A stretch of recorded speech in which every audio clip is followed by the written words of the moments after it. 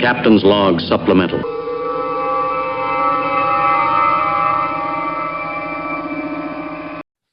So, Miss Vicki.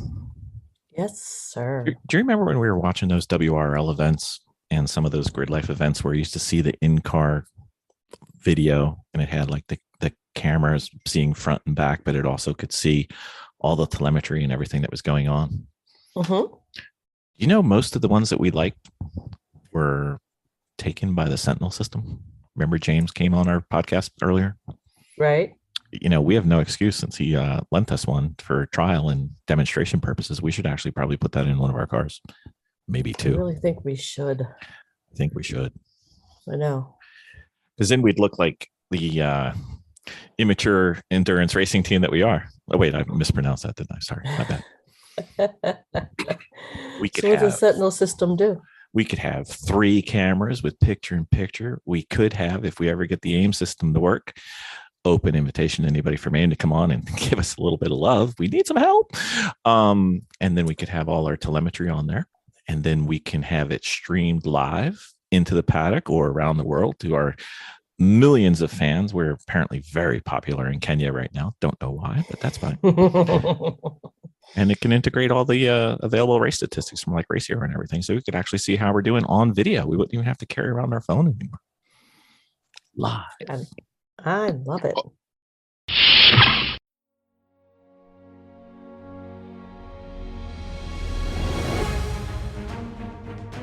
From the great halls of their house, there are assembled 3 who hope to one day be the world's greatest driving heroes.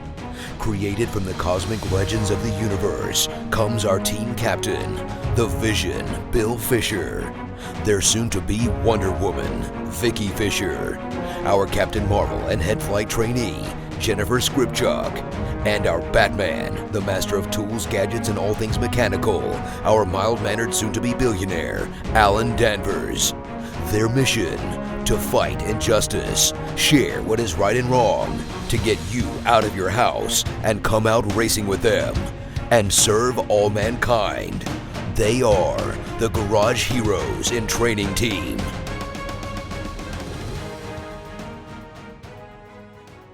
Dominating with Dawson.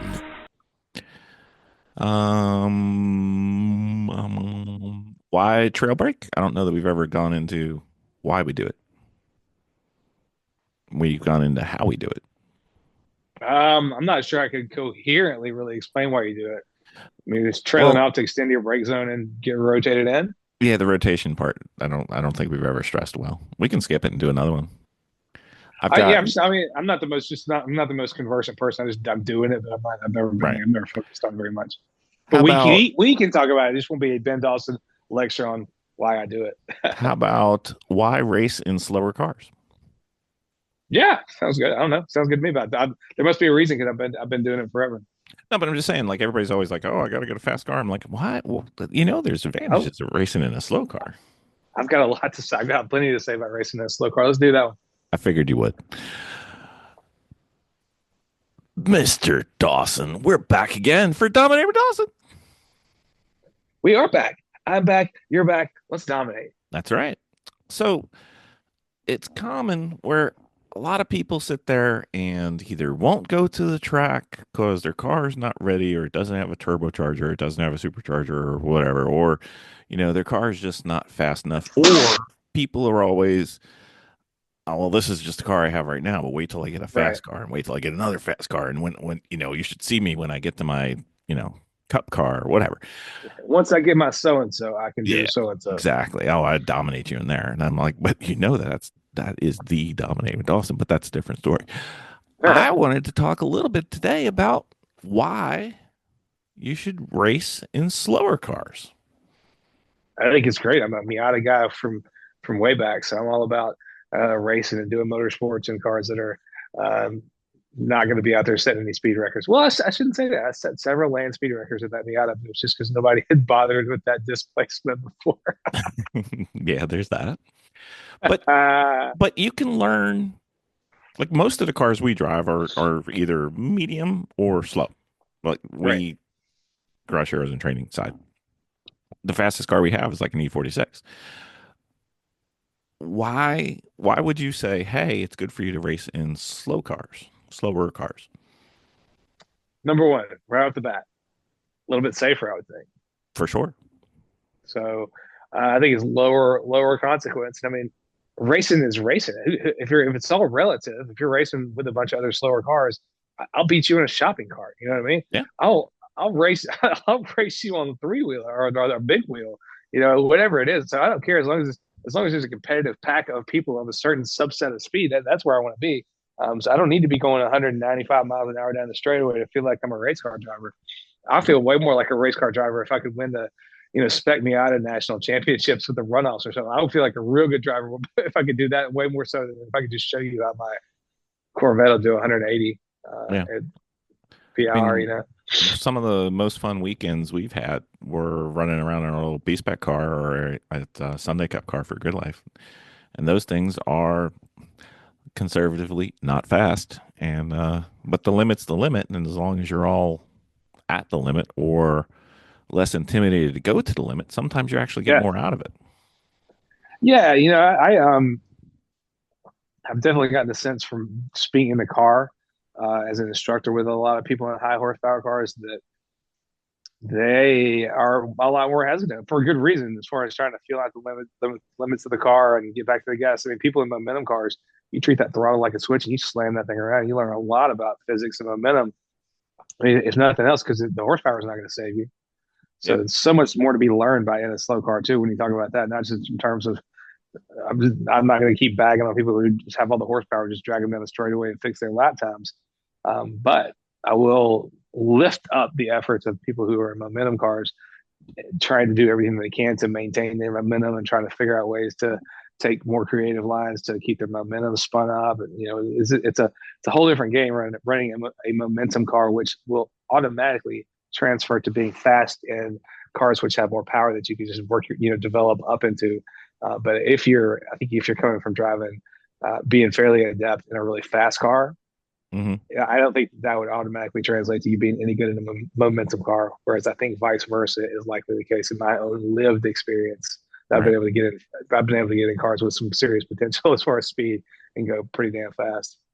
So historically, you have always given examples of one racetrack. I don't know if you've ever heard of it, VIR. It may have been referred to once or twice. Yes. Well, this is going to be the first time where I get to give a reference to a racetrack that I tried to reference with you and you have no clue about, but now you do. Right. Okay. Imagine. Okay. Yes. Imagine you're at pit race. Yes, I can imagine that, and I love that place. Personal experience now. Yes, I won there. Won a race there. I know. So take a slower car, like it could be a Miata, it could be a B-Spec car, it could be anything in that general vein. And suppose that you blow it going down into turn 5 and 6, and you are coming out of that, what we call the bowl, up that hill. You have a lot of time to think about what you've done wrong with your life. Because part of being somebody who's an effective driver of a slow, low power car is managing that momentum, which often means being very good at where you put your car and at what attitude on the track it is.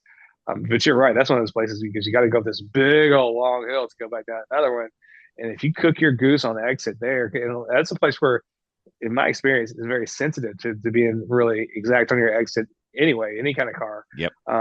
So if you get squirrely or put your car in the wrong place on the exit there and you're in a slower or low power car, your goose is cooked for that lap. I mean, if you're in a tight competition, everybody's going to eat your lunch. Yep. And you're going to have nothing else to think about for the next 15, 20 seconds as you're trying to get out of that hole. It's going to take a little bit. Yeah, because there's no fixing. That's one of those ones where it's a little too speedy to downshift the second unless you really fuck it up. Yep. So I think that the slow cars offer benefits from driver comfort, driver learning. And since things are coming they're coming at you slower. And by slower, I don't mean a lot. Like it could be the difference between like being 103 versus 125 or something like that. So it's not like you're slow, but you're slower. You get a little more time and have a little more time in the action to feel it better. I agree with that. One of the things we haven't touched on that's also very relevant to this topic is the fact that cars like this are a lot easier on consumables Yep. in your wallet. They're not Yep. going to burn through brake pads or tires as fast. You're not going to be burning up fuel as fast. The tires are a lot less expensive when you're not driving, not getting tires that are like 325 or what. I don't even know what a big wide tire is, 275 or something in the air, but be out there on like probably, I don't know, much narrower tires, Yep. 225s or something, or 205s, which are cheaper. They're not going to wear as fast if you're not driving a big, heavy, powerful car. So that's another side benefit that many may consider. So it's a consolation you can offer yourself, especially if the smaller car is all you can afford at the moment. That's all you can afford to track. I've definitely used that as consolation myself. I'm like, well, at least I'm not blowing out all the money these Mustang guys are on tires and brakes and Yep. gas. Yep. So I always like, as an instructor, especially when you're learning, to have a slower car to learn in, because some of the, especially the modern cars, they're so fast. You can kind of cover up Yep. somewhat your error Yeah. by the big old right pedal that you have there, and just, Yep. over, and you don't realize it, that there's more to be done. Like if you get like when you had was yours a 1.6 Miata or a 1.8? I had the big block, buddy. I had the 1.8. All right, I didn't want to insult you there. So, but when you had your Miata, and then if you were to move over to something more sporty, more powerful, more performing, you would have a much better chance of performing well than, say, a corresponding driver who'd only driven his, let's just pick a 350R Mustang. Right. Because they don't see what they're not doing, or don't realize it, because the gas pedal makes up for it. I'll say this, Bill. I think having a car with a lot of power and that big right foot, that lets you paint the track with a pretty broad brush. Mm-hmm. If you don't have any power, you're out there pinstriping, and it's got to look good, baby. You know what I mean?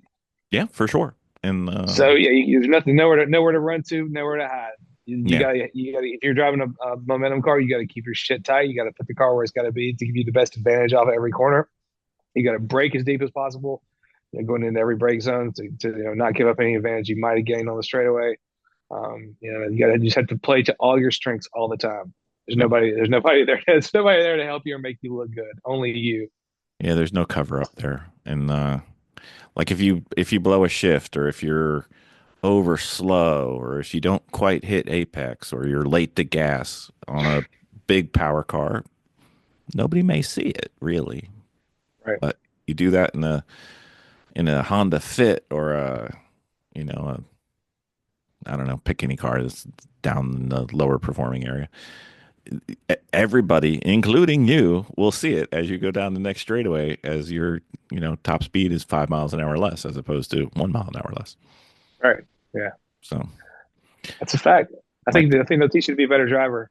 you will, and you will appreciate. Like if you do get somebody to switch, like from a high power car to a low power car, perhaps we would have better HPDE etiquette, because you will realize that you're sprinting on the straightaways and going crab slow on the turns is killing your fellow friend out there who has no choice but to watch you do this to them every lap. Yeah, we recently did an episode about my going back to DE to instruct, and I forgot to tell one quick thing. Somebody offered me a chance. Another instructor had there's C7 Z06 Grand Sport, Wow. pretty much all the way stock, but on sticky ass brand new Hoosiers. He's like, he took me out for a ride. And this guy's an amazing driver, did a lot of stuff the same way around the course that I would. And he's like, hey, talk to me about it for a while. I was like, hey, you want to take it out? I almost did it, but I was like, no, it's too nice. I don't want to mess your car up. I don't want to be the one with my foot on the loud pedal when this guy's engine blows up, But I just, to give myself a little bit of credit, I turned down a chance to drive a very fancy ass Corvette just because I'm that nice and that scared to mess shit up. Well, Would you have turned that down, or would you have driven it? I turned down all student requests to drive unless they're a friend. This guy was another instructor and a guy I've known for over a decade. And I was still like, thank you, I appreciate it. I told him, I said, you showed me what the car could do when you drive. And I said, you're an excellent driver. I don't need to go prove anything else. This car's amazing. You're amazing. Thank you. Yeah, I have driven friends' cars, but I have not driven anybody like instructor student. I've been asked many times, but Me too. Um, I'll hardly ever do it. I'll take them out in my car. Oh yeah, for sure. Yeah. Yeah. But even then, I don't know if you do this. If I take somebody out, if anybody's in my car, that's already, I'm dropping a tenth. I'm not going everything. I drop like a quarter of a tenth off maybe. Unless I forget about that they're in there and get going and forget that I got somebody in the car. No PBs with somebody in the passenger seat for me. That's all I know. I drop I never shoot for PBs, but I may back it down a tiny amount, but it's all pretty mechanical for me. You kind of get the same thing. Yeah. They just hold up the sign going, hey, Latin major, slow down. That's right. Pretty robotic. My Mr. Roboto in there. You know what's better than only driving slow cars though, Ben? What's that? Driving all of them. Drive a slow one, a medium one, and a fast one, and because each teach you just something different. Yeah, and most importantly, bring your really fast ones over to me and Bill and let us drive. Always good. Yeah, we'll tell you whether you're doing okay or not after we drive your car. We'll give you a sticker. We got stickers. Yes, yeah, stickers for sure. Let us drive your car, then you have a sticker. That's Or right. you can have a sticker before. You can have a sticker without let us drive your car. Both. We might need another sticker to put over if anything happens. Just patch it. Oh, we've got a lot of stickers. Go stand over there for a minute. Nothing happened. Why does my car have 1,000 stickers on it? Oh, don't you worry. It's fine. Don't come look over here. I didn't hit anything. Don't come look. That's like my son literally is in a phase where it's like, he's like, I didn't draw on the wall. Don't come over here. Don't look at the wall. I didn't draw on it. Like, It was like that when I got here. what do you think happened here, buddy? Yeah, that's one thing you don't want to do when you're on the racetrack is you do not want to draw on the wall. Never That's a right. good thing. Don't draw on those walls. Expensive for you Expensive. and you and you. Yeah, and it's definitely not crayon that just gets rubbed out. So, Oh. all right, sir. I think slow cars are fun. I do too. I advocate for people that drive slow cars. There's no shame in it. In fact, Mm-mm. I think there's a lot of glory in being somebody who can really drive a slow car fast and execute. I'll tell you this: for years and years of instructing with the Mustang Club and being out there with my little piddling ass half-ass spec Miata, a lot of the guys in that club they all think I'm some kind of superstar driver because I did enough stuff. I did enough impressive stuff with my Miata. The Mustang guys were like, "Whoa, this guy can drive." I'm like, nope, I'm just good at driving a slow car. And these guys were all just out there hossing around in their big old Mustangs. They were really impressed by this guy who would just harass the shit out of them in the Miata. So, yeah, I think there's a lot of guts and glory you can prove with your slow car. Mm-hmm. It's always better to under promise and over deliver. Give me a chance to succeed. Will you? Right? Let me get out there and prove it. Mm-hmm. Indeed. All right. Well, thank you, Mr. Dawson. That's a good one. It's always exciting to talk about slow cars. I get super into it. Yep. Just don't make them too slow. Just take a slow car and make it a little faster. Relatively slow is what we mean. Exactly. Thank you, sir. Thank you. Thanks for having me. You want to go for another one, or you want to keep moving on?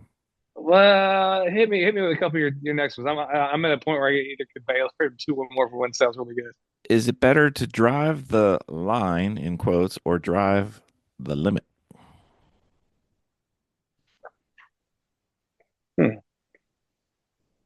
That sounds like a pretty quick one. It is. Let's do it. When to drive around the car and when to park it and go to the pits.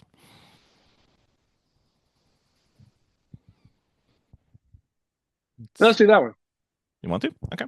Yeah. Ben Dawson. It's that time of day. I need me some Ben Dawson.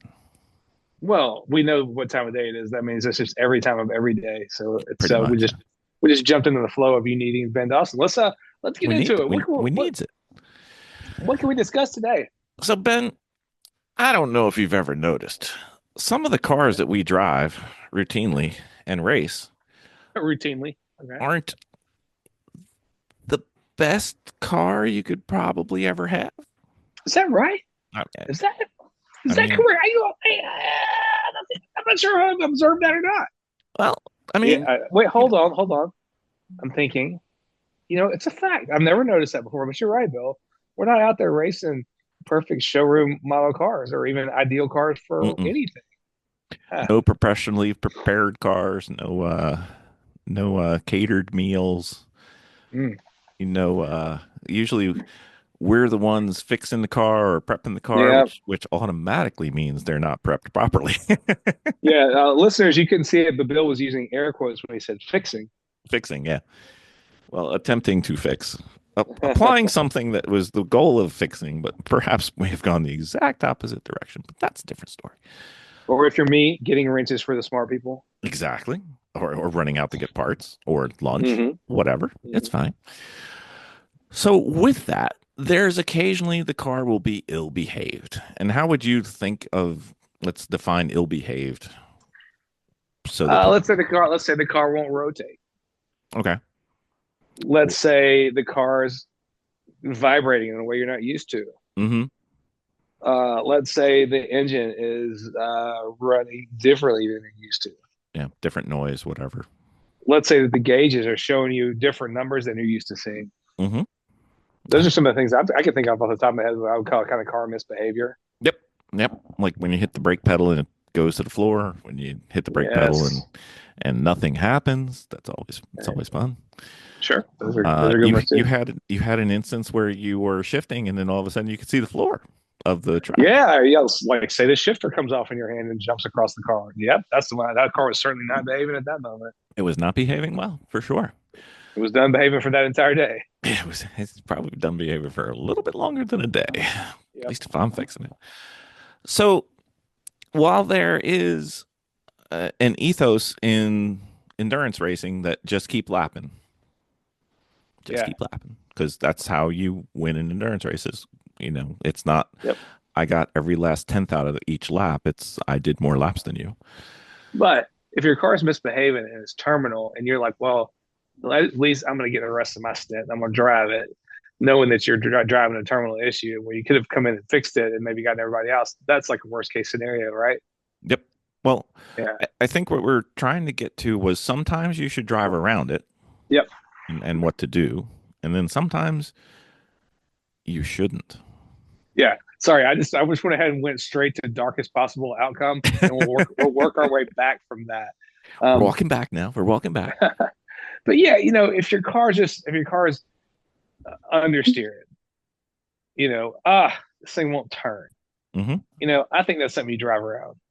It could be just the track or the tires or something simple. It could be set like this most recent weekend when I went to a DE and we were out there driving, like at the end, I think it was the end of the whole first day, Reed's like, oh, whoops, we had 45 pounds of air in all the tires. It's like, it wasn't the end of the world. Cars driving okay, but you could be a fairly experienced race team and be riding around with like 15 extra pounds of air in your tires all day. It's stuff happens. Mm-hmm.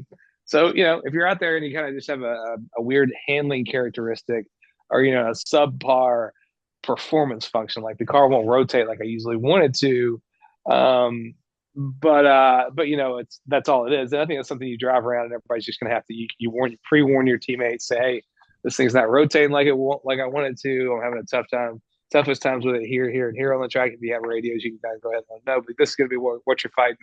Mm-hmm. And it might be that your teammates are able to get in the car and maybe their style is not the same as yours. Maybe they want to experience it exactly the same way, but that's the kind of problem you drive around. Everything's a kind of wobbler. This most recent race that we did up in pit race, we were getting fuel stumbles with the BMW we were racing, right? And we chose to drive around. So usually you wouldn't drive around a fuel stumble. Usually that's your signal to go ahead and come in. But in this one, it was happening early enough in the cycle. We knew we had to use that much gas, so we just kept driving around the fuel stumble. So it's all relative. It depends on how much you know about your car. But we chose to drive this car with a fuel stumble lap after lap after lap. We never ran out. So say it's all relative. Obviously, if you're driving and they give you a meatball flag and they're driving around that, the track wants you to come in. So there's some of this stuff will be pretty easily solved for you. If you see smoke in the car, come in. Ain't no driving around smoke in the car. We agree on that. Yeah, I mean, to me, it's I'll drive around things that aren't behaving as I want, and for a variety of different reasons. But if it's a safety of me or safety of the car, I'm bringing it in. And now, I mean, like I keep saying, it's a wobbler. We've had situations where it's like, oh, hey, this thing's smoking coming out of right turn. So you see a little smoke coming out, and we'll all like, all right, well, let's watch it for a couple of hours. There are a couple of times where you're like, oh crap, oh okay. we're just rubbing a tire on a fender or something like that, and then Right. we'll watch it for a lap and see if it goes away. If it goes away, we're like, all right, we're not cutting or rubbing that tire anymore, so we'll just stay out there. So I think these kind of things come down to some of your good sense and using some of your patience and using some of your diagnostic skills on the fly. You know, it's so tough to say. I mean, for a long time, my Miata had a vibration that would do from like 80 to 95. So as soon as you got over like 95 to 100, you'd be out of the vibration. Never figured out what it was. I forgot what I changed that eventually made it go away. But who the hell knows? But it wasn't shaking anything off the car, and it wasn't making the car wander around trucking just like a little wobble you'd get. Right. So, but if you're in a race, especially, and you suddenly feel a vibration you weren't feeling, these are things that you probably want to bring in for. You see smoke, have a weird vibration. You're hearing a crazy noises you weren't hearing before. These are things that in my mind, I'm like, oh, I'm not going to drive around this. This is a problem that I need to go in and get addressed. If people outside the track are calling you on the radio saying, hey, we see this, we see this, we see this, it's also wise not to ignore them. If your team's asking you to come in. But like when your tire was rubbing and smoking, it's a whole lot different if your tire is rubbing and smoking than if your hub is overheated and smoking, or your brakes are overheated and smoking, or on fire. Those are similar symptoms, but vastly different. Yeah, I agree. I think if you feel the brake pedal doing weird stuff, it's time to come in. If any of the main functions of the car don't feel ideal, and you're still trying to drive the car as if they are, you need to come in and get them looked at before you can keep operating with that expectation. Because most of us aren't making our mortgage out of our racing right now. I hate to break it. That's right.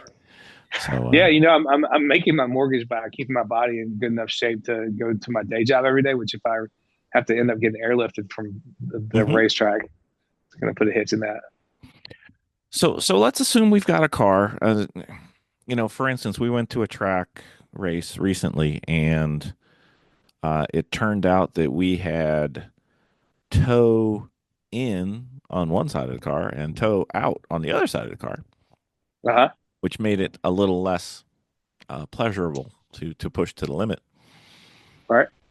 Or any other type of thing where you're trying to drive around it. Do you have any suggestions for an approach to driving around it when you think, hey, the car is not quite what I want, but I'm still good? How do you get the best out of it?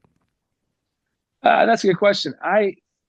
If I'm driving and suddenly the car isn't doing what I'm used to it doing when I drive my ideal line, or when I drive the car in a way where I've seen my best lap times. If that's not working anymore and suddenly it's a problem, I'm likely to start shifting some timing things around first. I might brake a little earlier, try to get turned in a little bit earlier. If that's not working, maybe try to do a later apex.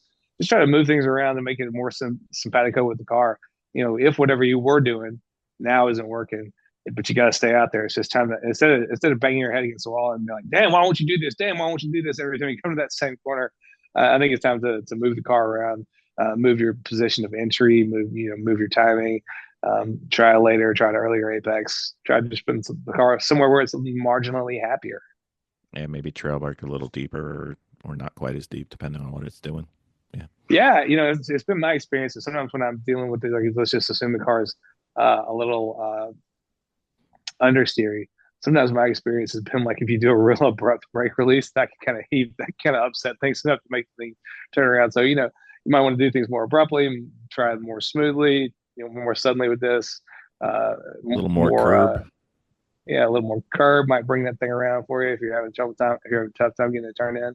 If all of a sudden the car's real loose coming out of the corner for some reason, you might want to think, okay, well, if you feel like it's a little bit sketchy on the exit, you might want to be shooting for a real late apexes so that the exit's less of an event. Do you know what I mean? Yep. Straighten it out a little earlier and get it going. Yep. Yeah. So there are ways to mitigate the relatively minor symptoms that your car might be exhibiting. There are things that you need to come in off the track for. And sometimes we're talking about things that aren't car related. It could be we started the race in the morning, it was 50 degrees and cloudy, and then middle of the day in the summer, it's 95 degrees and sunny, and the track temperature's gone from, 60 degrees to 130 degrees, and it's just a greasy bear to deal with. And then you drive around it. You can't sit there and say, I'm not driving this track until it gets to my appropriate temperature. I mean, Right. Yeah. You got to drive the conditions you're presented with, right? yeah, everybody else has the same one. So, your tires get greasy, the track gets greasy, something goes on to the track. I always look at the Grid Life weekends when they have the drifters out there in between sessions. I'm like, well, that's going to change exactly what track I'm driving now, isn't it? Yeah.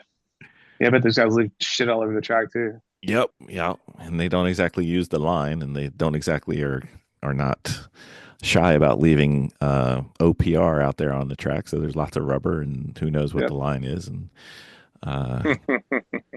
some days that's a good thing, and I would say most days it's not a good thing for setting a record or doing your best. So you just have to drive around it. Well, that's right. Makes sense to me. Exactly. So I think this is yet another reason, Ben, why Mhm. people have to try to get out there when it's raining at a track day and Absolutely. drive around stuff, because that's where Yeah. you learn. I always say that if you get good at driving in the rain, that means that you're good at fighting for all the available grip at every corner on that lap. Because if it's in the rain, you may not see that corner. That corner is going to be different every time you pull up to it. If you're willing to take a heavy swipe and getting all the grip that you can from that corner every time, it's going to mean a lot of fight, but you're going to be out there doing it better than everybody else can. And then if you take that same approach to out of a wet track and apply it to just every dry track, every lap, I'm going to fight for everything I can get out of this corner every time. Because also think about this, in the wet, you're going to be slipping and sliding. You're not on the ideal line all the time. You've got to pick it up and go from where you are. And that applies a lot to the dry too. Yeah, maybe I didn't hit that apex perfectly, but here's where I am now, and I'll get it from here. Right. So to me, that's something that applies to also to adapting your line. If your car's got driving subpar, here's where I am now. I'm going to try to make the best of it. It's true that I'm not going to set a personal best this time out, but I'm going to try to, maintain pace and make production and hand it off to a teammate. Yeah. And, for me, I find it more difficult to drive a track that's getting wet as opposed to a track that's drying. Oh, yeah. Transitions are either way or hard, but a track that's getting wet is a lot harder to me. And, indirectly, this covers another topic we're going to talk about at some point is sometimes the line is not the line when you're trying to do something for a reason. So you can't just blindly drive, outside, inside, outside, shift at the same spot, brake at the same spot, get the gas at the same spot, get that, you've got to be thinking about it so you can, essentially experiment to find more or the most that you can. That's true. It's all in service of getting the wheels straight and getting that throttle back wide open as soon as you can. Yep. That's the goal. That's the goal. All we're doing. And I think the one of the extreme examples that you've talked about before is when you were driving on dirt. Yep. It is not the same lap to lap, moment to moment, turn to turn, track to track in any way. So that's true. I think that would be it's one of those things we talk about as far as cross training. Do as much as you can. Try as much as you can. Go out there around your town. There's dirt roads around your town. Go get on the dirt road and hang the ass end out. Get used to driving cars that are not performing ideally. That way, when your GT3 Porsche is on track and it's not turning in exactly the way you want it to, and that way you can apply your dirt road training to your Porsche GT3. What do you think about the rule that you can't drive on a dirt road without a horn? It makes a very funny song type sound when you push the button. Only one rule. Mm-hmm. It can't be the song. Okay. It can't be It can't be the song from the TV show. Other than that, any fun song is good. Any other song is good. For me, it's never going to be the song from the Dukes of Hazzard. Okay. Well, would you therefore approve of Miss Vicky's added Scottish bagpipes horn that she added? Absolutely. That's great. to her Lemons rally fit. So. That's so much fun. You guys should put one of those on on our Duracell colored Miata. So blasted on people. We when the Lemons team in California was the M Arc too, the Arc, the boat. We had some kind of big old nautical, like a ooga or some kind of crazy sounding horn that was like a foghorn thing. You could hit a switch to roll by people hitting that horn. They loved it. People loved it. Can imagine how many times you laid on the horn on a couple of people. That car, they had a plastic like fish you'd hang on the wall on the back of that car. And I was the only one, I guess, who was getting enough like unused fuel burning out of the exhaust pipe. I was the only one kicking flames out of the back, so I burned that fish up. It was fine until I got in the car, then I burned that thing to the ground. Whoopsie. Whoops! I dominated that fish. Was that one of the brothers' Corf cars? That was both of them. So they were both out living in the Bay Area doing that. Ian was teaching in Davis, so we were in the same town. And then his brother would come over from San Francisco to help us get the car ready and go racing. Awesome. That sounds like tons of fun. It was a real golden time of motorsports for me. I had a blast those couple of years out there. I can imagine. You know what the only problem with racing on the West Coast is, Ben? What's that? VIR is not very close. That's true. It's pretty far away. But if you're out there, you have Thunderhill, which is a very close second. Is it? Absolutely. Thunderhill's a fantastic course. So what's Ben Dawson's current top 5? VIR, Road Atlanta, Thunderhill, Pit Race, Watkins Glen, probably. Wow. Pit Race made it to the top 5. It's just straight in there, baby. That place is great. Yeah. Wait till you come in. It's good weather. Yeah, it's fantastic. That place is really blew my mind. I had no idea it was going to be so much fun. Yeah. Everybody thinks it's, we're getting towards the Midwest, so it's going to be flat. I'm like, Pit Race is not flat. No, we had a great elevation. Yeah, and we didn't even get to do go-karts. We got to do that next time. Yeah, I'll try to come over there a little more time next time. That'll be fun. It'll be good. All right, sir. Thank you for another great one. Yeah, thanks for having me. That was a fun one. All right. All good? Yeah, I'm going to go do dishes and laundry, of course. I was going to say, is it a dish and laundry day, or is it just dishes or just laundry? Some of everything. Like I think I mentioned before, we're fortunate enough to have somebody come and clean our home. But after that, I got to come and clean 10 loads of sheets. So. Yeah, I don't think any of us are making enough to have somebody actually clean our home. They just assist in straightening things. Yeah, that's right. They put everything they can find in the bathroom into my laundry basket. That's all I can tell. I'm sure they've been there when I find every random thing in my laundry basket in my laundry. I'm like, oh, the maids have been here. That's about the only way to tell. You know what you're looking forward to when your kids are about 10 years older than they are now? You'll have cleaned the kitchen. Everything will be fine. And then you will come down the next morning and there will be 2 full sinks plus overflow on the counters because they have decided today is the day they're going to clean out their room. And I'm just like, oh man, people are killing me. I feel like I would go straight to we're doing skeet shooting demonstrations in the backyard with these dishes. I throw and shoot. I have done the dishes and gotten everything straight and looked in the like where we keep all the dishes and I'm like, why do we have 0 bowls and 2 plates? Yeah, so much fun. All right, sir. You have a great night. Thank you. You too. That was fun. See you. All right. Thanks. Bye.